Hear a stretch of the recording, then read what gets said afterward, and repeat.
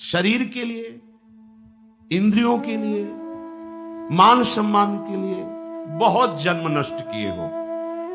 एक जन्म प्रिया प्रीतम के लिए दे दो ना।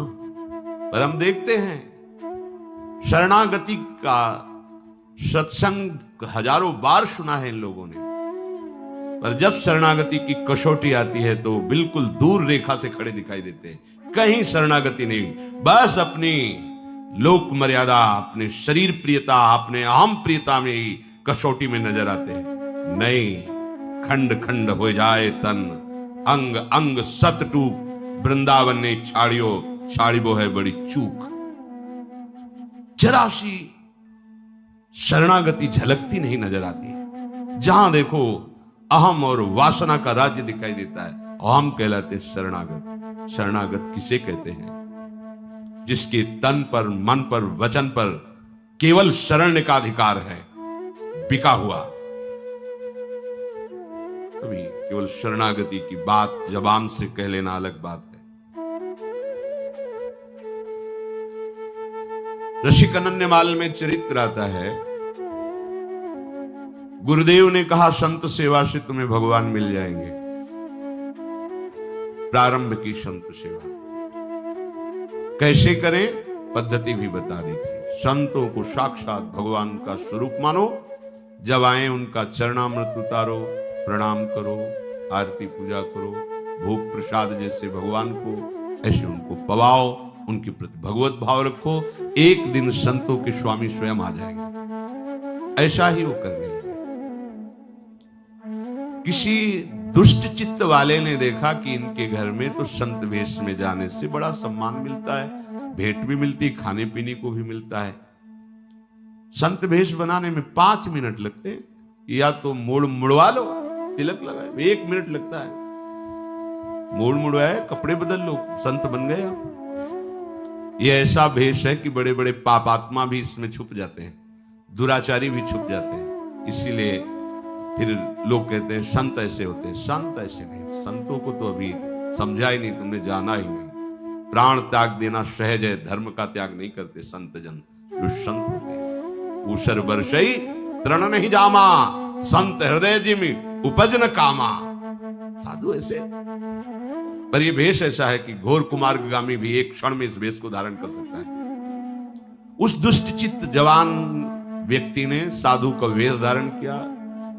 गुरु आज्ञा के अनुसार केवल संत आए, बस ये भाव, साष्टांग प्रणाम, चरणामृत लिया, घर में छूट, संत हमारे भगवान है।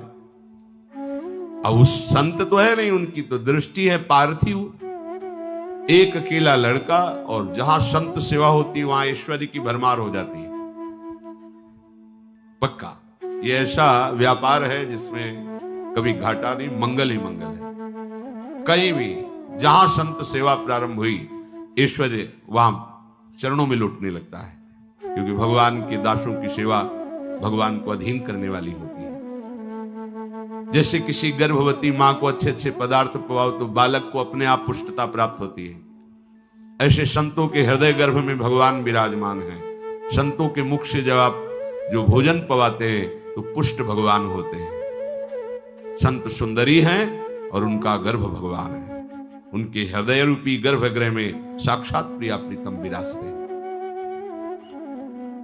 अब उसकी दृष्टि गई उस अकेले लड़के पर, तो सोने का हार और अच्छे अच्छे आभूषण पे। उसने सोचा अंदर चोरी करना तो बड़ा मुश्किल है, इस लड़के को ही मार देते हैं, आभूषण उतार करके यहां से निकल लेते हैं। क्योंकि साधु तो था नहीं, 2-4 दिन खूब खीर पुआ पाए। एक दिन देखा कि वो जो सेवा करने वाले थे वो किसी कार्य से बाहर गए। अब वो लड़के को बुलाया, तो ऐसे भक्त हृदय के पुत्र भी तो भक्त हृदय होंगे, बहुत सरल स्वभाव। अभी नाबालिग बच्चा, उसको क्या ज्ञान की कौन किस भाव से बुला रहा है। एकांत में ले जा करके गला दबा दिया, उसको जान से मार दिया, उसके आभूषण छीन लिए, बक्से में बंद कर दिया, निकला।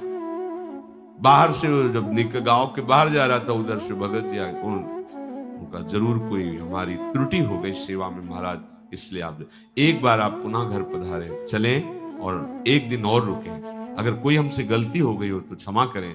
जरूर कोई सेवा में त्रुटि हो गई, हमारी पत्नी ने या किसी सेवक ने ऐसा कोई, प्रभु मुझे क्षमा।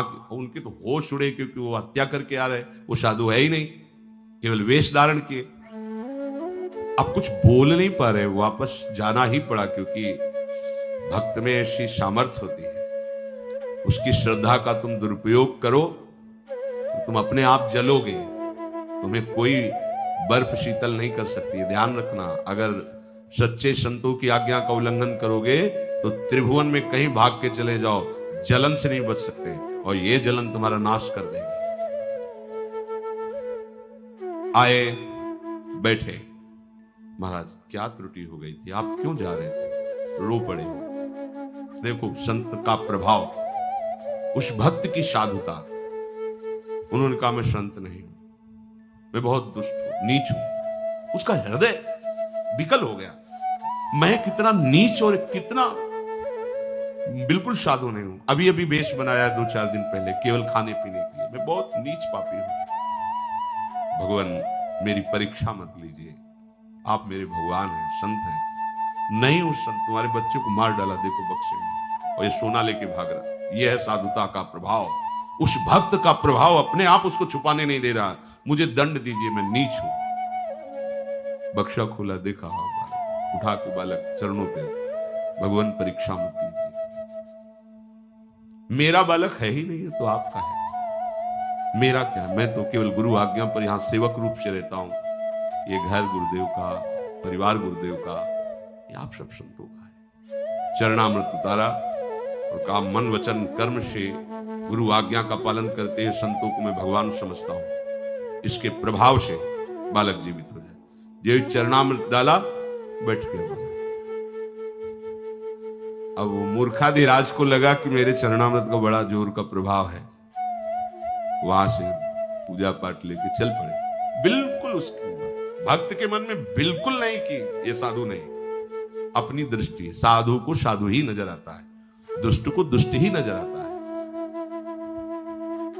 पड़ोस में गए और कहा एक रात रुकना चाहते हैं दूसरे मोहल्ले में, वही गांव के। उनको लगा मेरे चरणों का प्रभाव है ये चरणामृत। एक लड़के को मार डाला, दुष्ट स्वभाव, और क्या विचार करेगा। उनके चलने लगे डंडे थप्पड़। उन्होंने कहा तुम जानते नहीं हमारे चरणामृत का प्रभाव को, अभी तुम्हारा बालक जी जाएगा। बड़े बुजुर्ग थे, बोले देख लो भाई, चरणामृत धोया गया, बालक ने कुछ नहीं हुआ, अब तो और पिटाई शुरू होगा। उन भगत जी को बुला के पूछ लो कि हमारे चरणामृत का क्या प्रभाव है। ये सूचना उनके पास, वो दौड़ के आए, ये भगवान है, परीक्षा ले। फिर वही संकल्प, मन वचन कर्म से संतों को मैं भगवान मानता हूं, इसके प्रभाव। तब उनको समझा मेरे चरणामृत का प्रभाव नहीं, भक्त का प्रभाव। उसी दिन से वो भगवान का सच्चा संत बन गया। हमारी शरणागति में हमारी कैसी भी परीक्षा हो, हमें खरे उतरना है। वो देख रहा है जगत का जीवन पालन करने वाला। अर्जुन जी जब अभिमन्यु जी का वीरगति को प्राप्त होने की बात सह नहीं पाए, विलाप करके रोने लगे। भगवान समझा रहे नहीं से। अर्जुन से कहा मेरा भी तो भांजा है, कोई अशुभ गति को प्राप्त थोड़ी हुआ, वीर गति को प्राप्त हुआ, ऐसा आपको विलाप करना उचित नहीं है। पर वो एक दिन भगवान जैसे कभी प्रसन्नता होती तो अपने हृदय की बात कहे। भगवान ने कहा मोर ध्वज जैसा भक्त इस सृष्टि में नहीं। समय व्यतीत होने पर अर्जुन जी ने कहा प्रभु आप मोरध्वज की बात कर रहे हो, आप कभी हमारी भी तो बात किया करो, क्योंकि सखा भी भाव है, आपके सिवा हमारा है कौन। भक्त तो हो ही अर्जुन, पर मोरध्वज जैसा नहीं। प्रभु क्या कमी है, हमें क्या कमी है। बोले आओ चलते हैं। संत वेश रखा, अर्जुन जी को योग माया से सिंह बनाया, गए भिक्षाम दे, निकले। वो संत भगवान साष्टांग प्रणाम किया, भगवान आदेश किया, ये हमारा निजी सिंह है, भूखा है, इसको भोजन की व्यवस्था कीजिए। भगवान सिंह तो मांस खाता है, हम तो वैष्णव जन हैं। अब देख लो। बोले फिर समय दीजिए, हमें कसाईवाड़े जाना होगा, वहां से मांस खरीद के ला। ना ना ना, कसाईवाड़े जाना होता तो तुम्हारे यहाँ क्यों आए, यही मांस की व्यवस्था करो। भगवान यहाँ कैसे कैसे क्या, वो वैष्णव जन है कैसे, कौन कौन है परिवार में, एक बेटा है, पत्नी है, हम हैं, हाँ चल जाएगा काम। बेटे को काट करके दे दो, सिंह भूखा है, आरे से काटना, 2 भाग करना है, और तुम्हारे अश्रु नहीं आने चाहिए। तो उनका भगवान अश्रु क्यों आएंगे, हम तीनों तो भगवान को समर्पित है, शरणागत है, भगवान का है, अभी आपकी आज्ञा का अक्षरशः पालन होता है। और बेटा भी मुस्कुराते हैं कि आज जीवन कृतार्थ हुआ, संत आज्ञा में मेरा बलिदान होगा, हो गया। आरा चल रहा है, भगवान देख रहे हैं। अब हृदय में प्रेम तो पुत्र के प्रति होता ही है, पर भाव है कि हम सब प्रभु को समर्पित है, जैसा दीनानाथ चाहे वैसा करे, हमारा कोई हस्त नहीं। भगवान ने कहा रुक जा, मैं कोई संत नहीं, ये कोई सिंह नहीं। अर्जुन से कहा खड़े हो जाओ। अपने देखा अभिमन्यु मेरा भी भांजा था, वीर गति को प्राप्त हुआ, तो समझाने से भी नहीं समझ रहे थे। देखा इसकी शरणागति, चला दिया आ रहा, वहां कुछ नहीं। अरे जिनके एक संकल्प से अनंत ब्रह्मांडों का सृजन 1 सेकंड में होता, वहां क्या कुछ नहीं, हंसता खेलता बालक, ये कोई छोटी मोटी निष्ठा। तन्वांग मनोभिरमलई सोहम तविवाश्रिता, शरीर मन वाणी से मैं आपका हूं कह देना सरल है, आरा चलाना पड़ता है। भगवत मार्ग तब परम पद मिलता। प्रियालाल ऐसे से आखिरकार कटेगा तो है ये, जलेगा तो है ये, नष्ट तो होगा ही ना। एक जन्म प्रियालाल के लिए श्रीधाम वृंदावन को अपनी रहनी से व्यतीत करते हुए क्या घाटा लग जाएगा, अंतिम बन जाएगा, जन्म जन्मांतर की भटकन मिट जाएगी।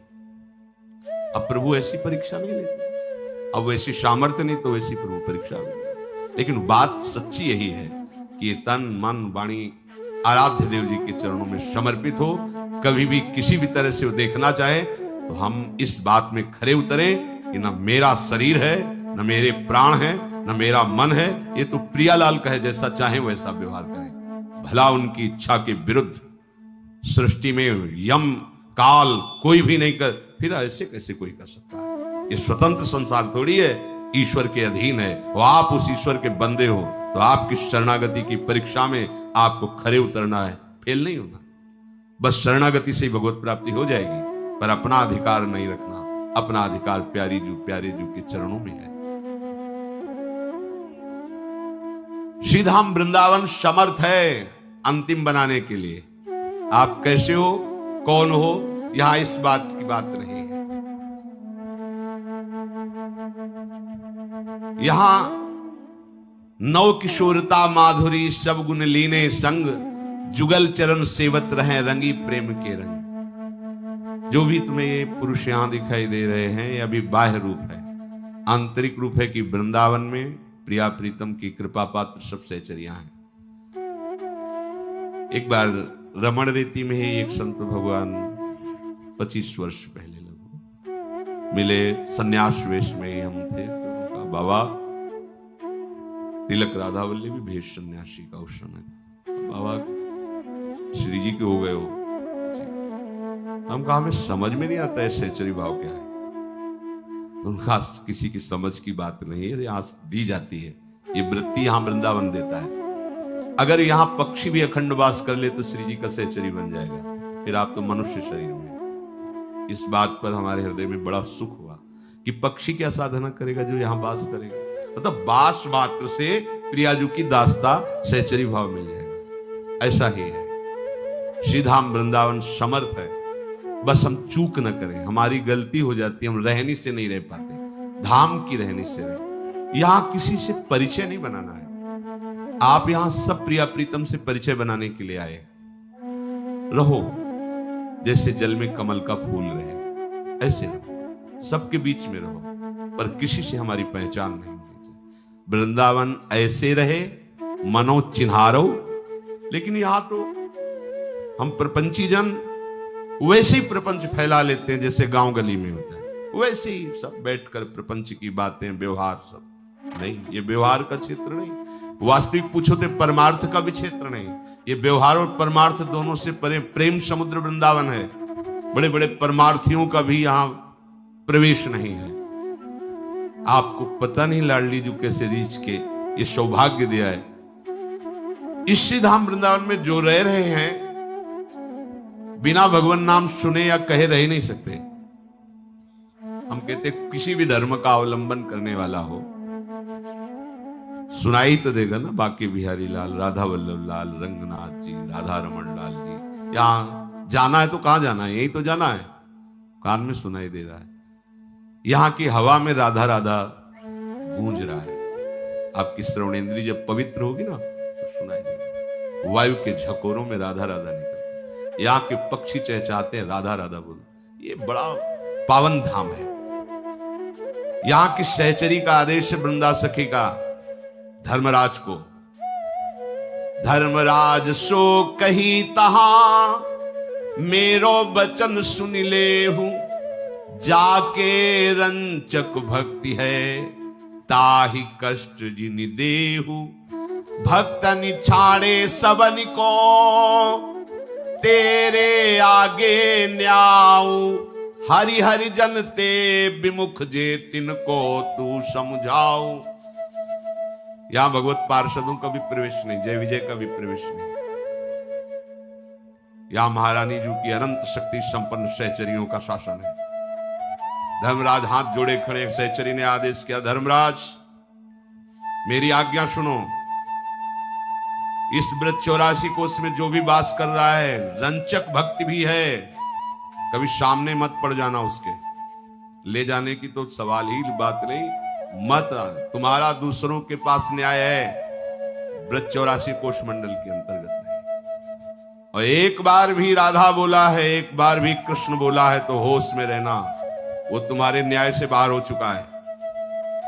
तुम उसके अब न्यायाधीश नहीं बन सकते। ये महिमा है प्यारी जी के धाम की, प्यारी जी के नाम की। जो हरि हरिजन ते विमुख जे, जो भक्त संग नहीं करते, हरिजन हरि हरिजन ते विमुख जे, जो हरि की भक्ति नहीं करते और भगवत प्रेमी महात्माओं का संग नहीं करते, भगवत विमुख होकर मलिन आचरण कर रहे हैं, तुम्हारा न्याय उनके पास। उनको दंड दीजिए, उनको संभालिए।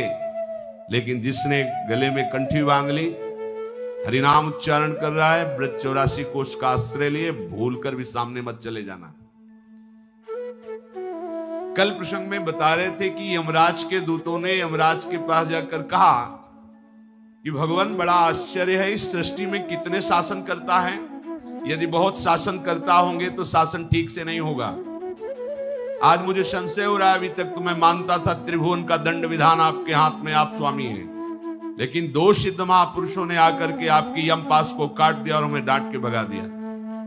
आज तक कभी ऐसी घटना नहीं घटी। और वो महापापी था जिसको हम लाने के लिए गए थे, अजामिल। मुख से केवल नारायण नाम निकला कि दो सिद्ध महापार्षद वहां प्रकट हो गए और ऐसा किया। तो कै स्वामी है इस सृष्टि में। कल प्रसंग में बता रहे थे, यमराज जी ने कहा,